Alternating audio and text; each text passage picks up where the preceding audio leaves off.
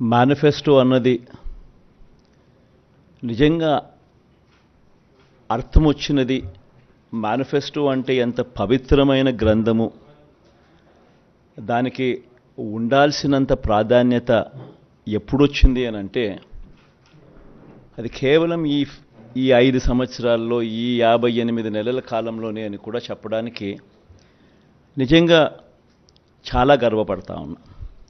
ఎందుకంటే గతంలో అంతా మనం చూసేవాళ్ళం, మేనిఫెస్టోలు అంటూ చెప్పేవాళ్ళు ఎన్నికలప్పుడు రంగురంగుల కాగితాలతో, రంగురంగుల ఆశలతో, రంగురంగుల అబద్ధాలకు రెక్కలు తొడిగి ఒక డాక్యుమెంట్ని ఇలా చూపించేవాళ్ళు. ఎన్నికలు అయిపోయిన తర్వాత ఆ డాక్యుమెంట్ ఎక్కడుంది అని ఎవరైనా వెతికినా కూడా కనపడని పరిస్థితి.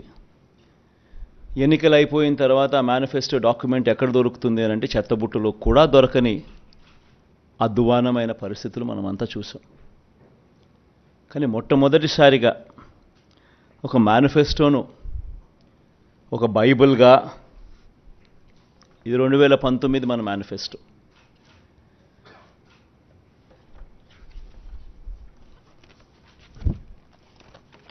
ఈ మాదిరిగా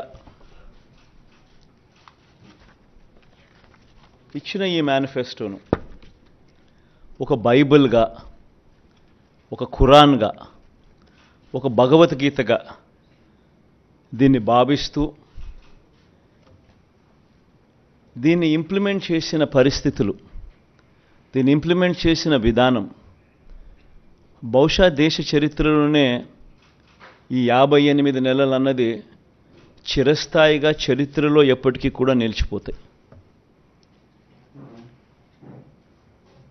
2019లో ఇచ్చిన ఈ వాగ్దానాలన్నీ కూడా ఎంతో నిష్ఠగా మనం అమలు చేశాం. ఏ స్థాయిలో ఇది అమలు చేశాము అని అంటే, ఈ మేనిఫెస్టో అన్నది ప్రతి ప్రభుత్వ కార్యాలయంలో ఉన్న ప్రతి ఇంపార్టెంట్ అధికారి దగ్గర ఈ మేనిఫెస్టో ఉంది. ఏ స్థాయిలో ఇది అమలు చేశాము అని అంటే, ఈ మేనిఫెస్టో అన్నది రాష్ట్రంలో ఉన్న ప్రతి ఇంట్లో కూడా ఉంది. అంటే అన్నిసార్లు ఈ మేనిఫెస్టో వాళ్ళ ఇళ్ళకు పంపించాం. ప్రతి సంవత్సరం తర్వాత ఇదిగో ప్రోగ్రెస్ రిపోర్ట్, ఇదిగో అక్క, ఇదిగో చెల్లెమ్మ, ఇదిగో ప్రోగ్రెస్ రిపోర్ట్, ఇదిగో మా మేనిఫెస్టో, చెప్పినటువన్నీ మీరే టిక్ చేయండి అని మొట్టమొదటి సంవత్సరంలో 88%, 85%, 86% మొట్టమొదటి సంవత్సరంలో టిక్కు పెడితే చివరికి వచ్చేసరికి 99.5%, 99 ఎంత ధనంజయ్, ఎంత 99 చివరికి వచ్చేసరికి అదే 99% పైచిలుకు, 99% పైచిలుకు మేనిఫెస్టోను మనం ఇంప్లిమెంట్ చేసి ప్రజల చేతుల్లో ఇచ్చిన పరిస్థితి. ఇలా ఈ మేనిఫెస్టోను ప్రతి ఇంట్లో కూడా చేర్చిన పరిస్థితులు ఎప్పుడైనా ఉన్నాయి, ఏదైనా ప్రభుత్వం చేసింది అని అంటే అది కూడా ఈ 58 నెలల కాలంలోనే జరిగిందని కూడా చెప్పడానికి గర్వపడతా ఉన్నా. నవరత్నాల పాలనకు నిజంగా అర్థం చెబుతూ ఏకంగా ఈ 58 నెలల కాలంలోనే, ఈ 58 నెలల కాలంలోనే ఏకంగా 2,70,000 కోట్ల రూపాయలు, మళ్ళా రిపీట్ చేస్తా ఉన్నా, ఏకంగా 2,70,000 కోట్ల రూపాయలు డిబిటీగా, అంటే నేరుగా నా అక్క చెల్లెమ్మల కోసం నేను బటన్ నొక్కడం, నా అక్క చెల్లెమ్మల కుటుంబాల ఖాతాల్లోకి నేరుగా డబ్బులు వెళ్ళిపోవడం, నేరుగా వారి చేతికి అది అందడం, ఇదొక హిస్టరీ. 2,70,000 కోట్ల రూపాయలు ఈ మాదిరిగా నా అక్క చెల్లెమ్మలకు దేవుడి దయతో మంచి చేయగలిగాం. పేదల ఆత్మగౌరవాన్ని, అవ్వాతాతల ఆత్మాభిమానాన్ని ఎరిగిన వాడిగా వాళ్ళ ఇంటికి ఈ పథకాలన్నీ డోర్ డెలివరీ చేసిన పరిస్థితులు కూడా ఈ 58 నెలల కాలంలోనే.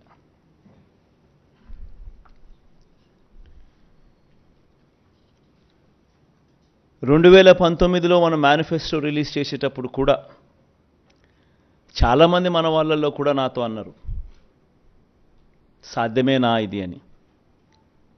ఎందుకనంటే 2019లో మనం చెప్పిన ఈ మాటలు, చెప్పిన ఈ హామీలు ఏదైతే ఉన్నాయో, ఆ తర్వాత ఈ 58లో ఏదైతే మనం ఇంప్లిమెంట్ చేశామో, గతంలో ఆంధ్ర రాష్ట్ర హిస్టరీలో ఎప్పుడూ జరగల.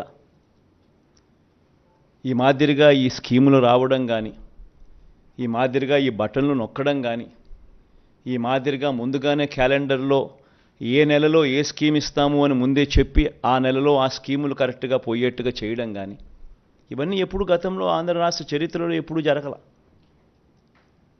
అవన్నీ కూడా ఈ 58 నెలల కాలంలోనే జరిగాయి. 2014లో నాకు బాగా గుర్తుంది. చంద్రబాబు నాయుడు గారు విపరీతమైన మోసపూరిత హామీలు ఇస్తూ ఉన్నారు. ఆయన ఇస్తూ ఉన్నాడు, మనం కూడా ఇవ్వకపోతే ఎలా, మన సంగతులు మనం చూసుకుందాం, ఫస్ట్ అయితే హామీలు ఇచ్చేద్దాం అని కూడా నా శ్రేయోభిలాషులే, నా మంచి కోసమే కూడా సలహాలు కూడా ఇచ్చారు. కానీ ఆ రోజు నేను చేయలే. ఆ రోజు కూడా నేను చేయగలిగినటివి మాత్రమే చెప్పా. చంద్రబాబు నాయుడుతో నేను పోటీ పడలేకపోయా. ఈరోజు నేను గర్వపడతా ఉన్నా. నాకు అధికారం 2014లో రాలేకపోయినప్పటికీ కూడా చరిత్రలో చరిత్రహీనుడిగా మిగిలిపోకుండా చేయగలిగినటివి మాత్రమే చెప్పి, అవి మాత్రమే చెప్పి చేసి చూపించి మళ్ళీ ప్రజల దగ్గరికి ఈరోజు చరిత్రలో ఒక హీరోగా ఈరోజు ప్రజల దగ్గరికి వెళ్తున్నాం. తేడా ఆ ప్రభుత్వానికి ఈ ప్రభుత్వానికి మధ్య తేడా గమనించండి. రాజకీయాలలో ఒక నాయకుడు ప్రజలకు ఏదైనా మాట ఇస్తే ఆ మాట ప్రజలు నమ్ముతారు. నమ్మి ఆ ప్రజలు ఆ రాజకీయ నాయకుడు అవన్నీ చేస్తాడు అన్న ఆశతో ఓటేస్తారు. ఆ ఓటు వేసినప్పుడు ఆ ప్రజలు ఆ నమ్మకం మన మీద పెట్టినప్పుడు మనం చేయాల్సింది ఏమిటి? వారి నమ్మకంతో ఆడుకోవడమా, వారి మనోభావాలతో ఆడుకోవడమా, వారి జీవితాలతో ఆడుకోవడమా? మనం చేయాల్సింది వాళ్ళ ఇంట్లో వాళ్ళ బిడ్డగా చెప్పిన ప్రతి మాట అమలు చేస్తూ వాళ్ళను చెయ్యి పట్టుకుని నడిపించగలగడమే లీడర్షిప్ అంటే. పేదవాళ్ళ పరిస్థితి ఏమిటి, ఎలా ఉన్నారు, ఎలా బ్రతుకుతూ ఉన్నారు, ఎలా బ్రతికారు అని నా 3648 కిలోమీటర్లు సాగిన నా పాదయాత్రలో నా కళ్ళారా నేను చూసినప్పుడు, వాళ్ళ దగ్గరికి నేను పోయినప్పుడు, చూసినప్పుడు పేదవాళ్ళ పరిస్థితి ఏమిటి అని చెప్పి గమనిస్తే, పిల్లలను చదివించలేని పరిస్థితి, చదివించాలని ఆరాటం ఉన్న తల్లులకు. ఎందుకంటే మొట్టమొదటగా కడుపు నిండితే తప్పనిచ్చి ఆ తర్వాతనే చదువులు గుర్తుకొస్తాయి. అలాంటి పరిస్థితుల నుంచి ఫీజులు కట్టలేక పిల్లలు చదువులు మానేసిన పరిస్థితి, పిల్లలు తమ తండ్రులు ఆ ఫీజులు కట్టలేని పరిస్థితిని చూసి పిల్లలు ఆత్మహత్యలు చేసుకున్న పరిస్థితి, ఇంజనీరింగ్ చదువుతా ఉన్న పిల్లలు. ఇవన్నీ నా కళ్ళారా చూసా. అవ్వాతాతలకు అన్ని అర్హతలు ఉన్న పెన్షన్ రాని పరిస్థితి, ఇల్లు ఇవ్వని పరిస్థితి, రేషన్ కావాలన్నా, మరుగుదొడ్లు కావాలన్నా సబ్సిడీ మీద ఇచ్చే లోన్లు ఇచ్చి అరకొర ఆ ఊర్లో ఇద్దరికో ముగ్గురికో ఇస్తా ఉన్న వాటికి కూడా ప్రతిదానికి లంచం లంచం లంచం, వివక్ష వివక్ష వివక్ష. ఈ మ్యాన్ మేడ్ ప్రాబ్లమ్స్ను, రాజకీయ నాయకులు సృష్టించిన ప్రాబ్లమ్స్ను, రాజకీయ పార్టీలు సృష్టించిన ప్రాబ్లమ్స్కు, ఈ ప్రాబ్లమ్స్తో వ్యవస్థలు ఎలా, ఈ వ్యవస్థల వల్ల ఎలా పేదవాడి బ్రతుకు అతలాకుతలమైందో నా కళ్ళారా చూశా. 2019లో మన పార్టీ అధికారంలోకి వచ్చినప్పటి నుంచి ఈ రోజు వరకు ప్రతి అడుగు కూడా నేను చూసిన ఆ సమస్యలకు సొల్యూషన్ వెతుకుతూ ఆ సొల్యూషన్ను మేనిఫెస్టోలో పెట్టి ఆ సొల్యూషన్ను తీసుకొస్తూ ఈ 58 నెలల పాలన సాగింది. కోవిడ్ లాంటి మహమ్మారి 2 సంవత్సరాలు పూర్తిగా రాష్ట్ర ఆర్థిక పరిస్థితులు అతలాకుతలమైన, రావాల్సిన ఆదాయాలు రాకపోయినా, అనుకోని ఖర్చులు పెరిగిన, ఇవన్నీ జరిగినా సాకులు చూపలేదు. మేనిఫెస్టో ఇంప్లిమెంట్ చేయకుండా ఉండడానికి కారణాలు వెతుక్కోలేదు, సాకులు చూపలేదు. ఎన్ని సమస్యలు వచ్చినా, ఎన్ని సమస్యలు ఉన్నా ఎక్కడా సాకులు చూపకుండా చిరునవ్వుతోనే ప్రజలకు తోడుగా ఉన్నాం, ప్రజలకు అండగా నిలబడ్డాం. మేనిఫెస్టో అన్నది ఇంప్లిమెంట్ చేస్తూ ప్రతి సంవత్సరం ఆ ఇంప్లిమెంట్ చేసిన మేనిఫెస్టోను ప్రతి సంవత్సరం ప్రజల దగ్గరికి పంపించడం జరిగింది. అడుగులు వేగంగా వేస్తూ జూన్లో మనం ప్రమాణ స్వీకారం చేశాం. ఆగస్ట్ కల్లా వాలంటీర్ వ్యవస్థను తీసుకొచ్చాం. అక్టోబర్ 2వ తారీఖు కల్లా, గాంధీ జయంతి నాటికల్లా సచివాలయ వ్యవస్థను తీసుకొచ్చేసాం.